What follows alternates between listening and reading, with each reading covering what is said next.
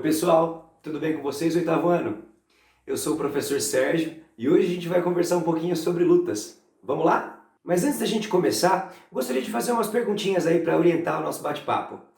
Quais lutas vocês já conheceram na aula de educação física? Aliás, como você pensa que essas lutas poderiam ser classificadas?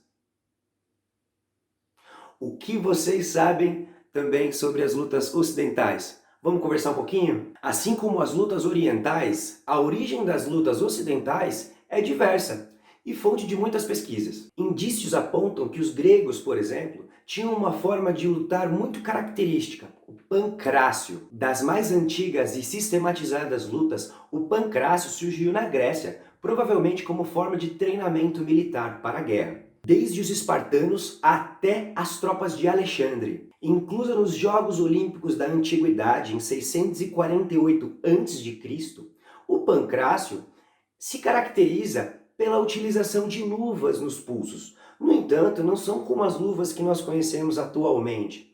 A luva, apesar da utilização com um tecido cru para proteger quem utilizava, por cima desse tecido era colocado, muitas vezes, um pedaço de couro, muitas vezes um pedaço de ferro ou até outros aparatos para aumentar aí a contundência na execução do golpe. Como eu disse, diferente um pouco das práticas modernas, que utilizam de alguns aparatos de segurança, como por exemplo, as luvas e o capacete também, que serve aí para proteger algumas partes da cabeça, como por exemplo a região temporal.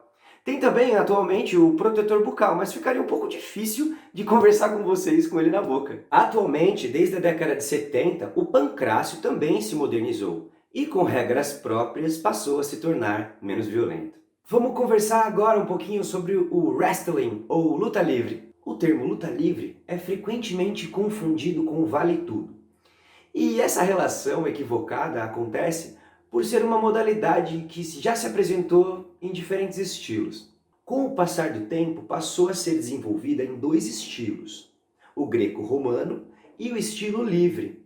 No entanto, ambos têm o mesmo objetivo, que é derrubar o oponente, fazendo-o encostar os dois ombros no solo. Nos Jogos Olímpicos da Antiguidade, a luta livre fazia parte do pentatlo, modalidade que incluía também saltos, corridas e lançamento de discos.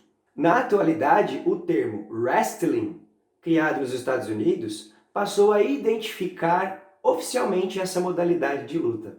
Como eu disse, o wrestling atualmente é disputado em duas categorias. E também nos Jogos Olímpicos aparecem a modalidade greco-romana e estilo livre. A diferença é que o estilo livre, nessa modalidade, na categoria estilo livre, os atletas eles podem fazer uso das pernas. As pernas podem ser utilizadas. Já no greco-romano, isso não é permitido.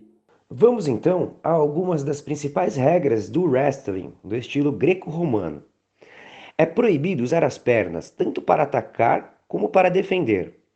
Para erguer, desequilibrar ou derrubar o adversário, é permitido agarrá-lo da cintura para cima. O combate pode ser vencido de duas maneiras. Quando um dos lutadores conseguir fixar os dois ombros do adversário no tapete, nesse caso quem imobilizou ganha a luta, ou pela soma de pontos que cada atleta conquistou durante a luta. Conforme o grau de dificuldade de cada golpe, o lutador soma pontos de 1 a 5. É automaticamente considerado vencedor o lutador que abrir 8 pontos de vantagem sobre seu oponente. Os combates são disputados em 2 rounds de 3 minutos, com intervalo de 30 segundos entre eles. Legal o wrestling, né, pessoal? Continuando nosso papo sobre lutas, vocês sabem que em algumas delas, na verdade, existe a presença de alguns equipamentos, como por exemplo, armas. Isso não só nas lutas ocidentais, nas orientais também. Isso porque, é claro, nós já falamos dessa ligação das lutas com o ambiente militar de guerra, antigamente vinculadas às antigas civilizações e momentos históricos. Vamos falar um pouquinho agora de uma luta que utiliza de armas? Aliás, vamos prestar um pouquinho atenção em algumas armas? Bom, pessoal, Achei que seria legal se vocês visualizassem alguns diferentes tipos de espada e também associássemos aos seus lugares de origem. Estamos falando especificamente de lutas ocidentais, por isso acho que é bacana se nós compararmos com também alguns elementos das lutas orientais. Bom, os dois primeiros facões pertencem à cultura chinesa. O Dao Shu é um facão que na tradução literalmente significa facão do norte, e o de baixo, Nandao, facão do sul, ambos pertencentes aí à cultura chinesa, ou às expressões de artes marciais chinesas, no caso o Kung Fu, ou na sua versão moderna, o Wushu. Na parte de baixo, essa que inclusive vem acompanhado de sua bainha, é a mais famosa, a katana, né, ou katana, vinculada aí também às tradições de culturas japonesas, às lutas japonesas, também orientais. Já a do meio, especificamente, representa as espadas utilizadas na Europa. A gente vai falar um pouquinho sobre esgrima, por isso achei legal compararmos os diferentes perfis de armas utilizados. Percebam que em todas elas existe uma estrutura aparentemente comum. O cabo, a guarda, a parte que protege as mãos, e a lâmina, efetivamente, é claro, cada uma com seus diferentes desenhos. Ah, a katana e os facões chineses, as armas orientais aí mostradas, elas têm um perfil de corte de apenas um lado. Já a espada europeia, essa do meio, ela parece muito com um punhal, porque ela é pontiaguda e além de ser pontiaguda, ela tem fio de corte dos dois lados. Ela, diferente das outras armas, ela tem mais a intenção de estocar, de perfurar, do que cortar simplesmente. Essas espadas, pessoal, pertencem ao professor Sérgio. Eu que estou conversando com vocês, além de professor, na minha juventude, fui atleta pertencente à seleção brasileira da modalidade Kung Fu Wushu, né? E aí me apaixonei pelas artes marciais e atualmente sou inclusive pesquisador dessa área. Ficou faltando de repente só o sabre de luz. Eita, não, corta. Legal as espadas, né, pessoal? Imaginei que vocês fossem gostar de observar as semelhanças e diferenças. Bom, como vocês puderam ver então, aquela espada do meio, aquela mais fininha, né, que cortava dos dois lados e tinha uma parte para proteger a mão ali, a guarda, né? Aquele modelo, aquele perfil de espada inspirou inicialmente aí a esgrima. A esgrima, pessoal, apresenta características próximas às lutas desenvolvidas pelos guerreiros europeus entre os séculos XIV e XVI. Apesar do caráter de apresentação, frequentemente naquela época, pensem, as espadas eram pesadas e eles não tinham a proteção adequada. Por isso, frequentemente, acidentes aconteciam, o que resultava muitas vezes, por exemplo, na morte de um deles.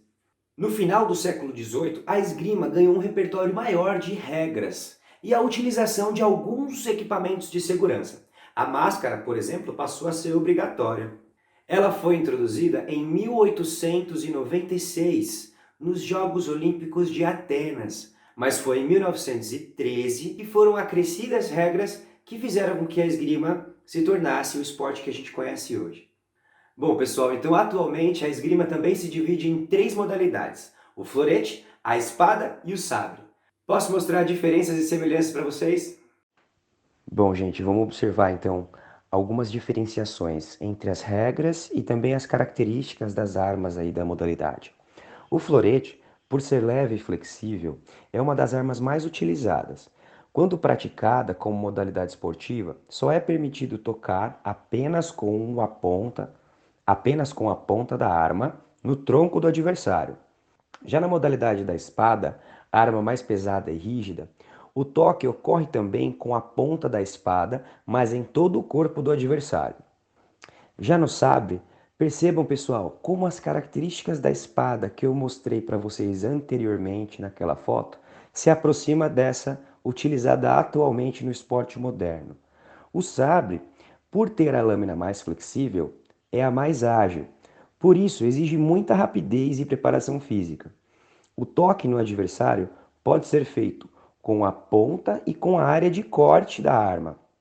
A área de toque é a região que fica da cintura para cima, incluindo braços, porém excluindo as mãos. Bom, gente, vamos falar agora de outros elementos da esgrima, da pista e das vestimentas. A pista, pessoal, tem 14 metros de comprimento por 1,5 até 2 metros de largura. Geralmente, ela é elevada do solo. Se o esgrimista fugir pelas laterais para sair do ponto, é permitido que ele retorne, porém, ele deve dar um passo de 1 metro para trás.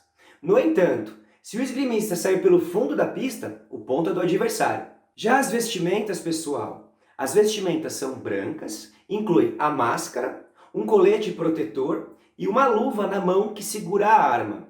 Uma curiosidade legal, pessoal, da esgrima é que antigamente se utilizavam da seguinte tecnologia, olha só. Mergulhavam as armas em tintas ou passavam giz nas pontas para facilitar aí o trabalho de decisão dos juízes. Porém, hoje a gente sabe que a tecnologia veio para ajudar inclusive os esportes. Atualmente, toda a vestimenta do esgrimista ela vem acompanhada de sensores eletrônicos, que aí acusam a área que foi tocada. Legal, né? Bom, pessoal, eu espero que vocês tenham gostado desse nosso bate-papo, dessa nossa conversa sobre lutas ocidentais, assim como eu gosto. Vocês puderam perceber, né, o quanto eu gosto realmente de tratar desse assunto. Eu gostaria de propor algumas reflexões para vocês, tudo bem? E esse convite da reflexão, claro, se debruça mais na condição das lutas, né? Sobre como as lutas acompanharam as transformações das sociedades em que estavam inseridas. E é claro, isso é lógico, não se limita apenas às lutas ocidentais. Quando separamos, por exemplo, as práticas da antiguidade com a modernidade, antiguidade e modernidade se diferem por alguns quesitos. Por exemplo, nos esportes modernos existem tentativas diversas para que se diminua a relação com a violência na prática desses exercícios, ou seja, que seja garantido a segurança, a integridade física dos atletas que ali estão envolvidos, tanto na prática quanto na competição. Então, o que configura um esporte moderno é a atenção que se dá, inclusive, a esses detalhes de segurança, da não violência na prática. É muito comum, por exemplo, expressões fair play, para se tratar justamente de jogar justo, né? Ou expressões, por exemplo, leva na esportiva, meu amigo, minha amiga. Levar na esportiva quer dizer necessariamente não ser violento ou não se comportar de maneira, reagir de maneira violenta. E aí eu gostaria de pensar e perguntar para vocês. Eu sei que vocês sabem que luta não é a mesma coisa que briga. No entanto, na nossa sociedade moderna, será que as relações que envolvem os esportes de luta, as lutas, estão vinculadas também a esse processo de não aceitação ou do não aumento da tolerância da violência? É só uma reflexão. Vamos conversar? Bom, gente, vou ficando por aqui. Se cuidem e até a próxima.